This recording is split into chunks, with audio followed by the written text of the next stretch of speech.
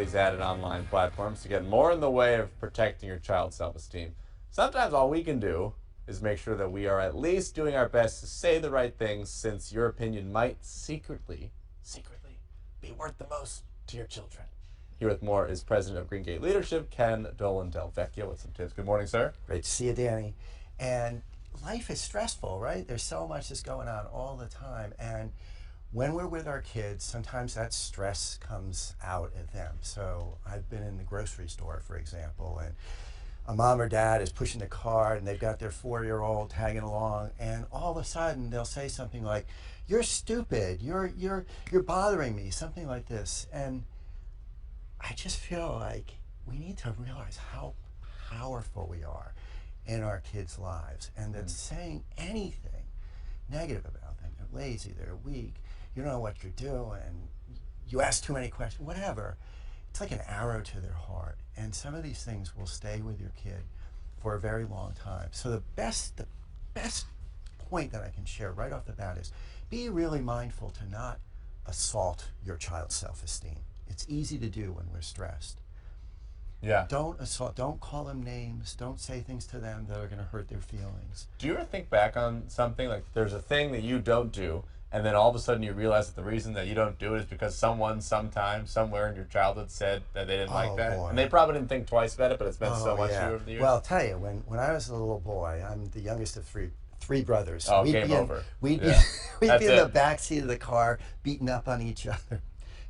Kids don't seem to beat up on each other as much as we did in those days. No, it's more like a Facebook message. But my dad would say, at the top of his lungs, he'd say, "You kids spoil everything."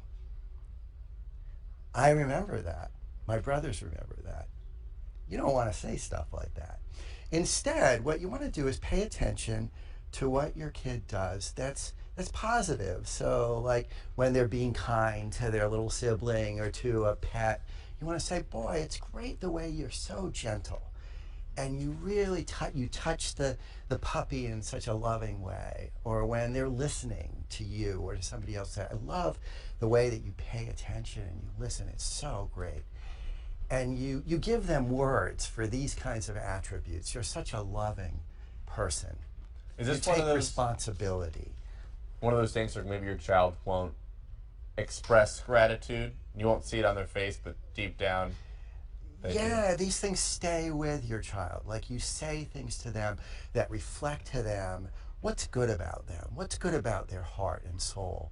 You don't necessarily want to say too much about their appearance, because you don't want them to feel like that's all that matters.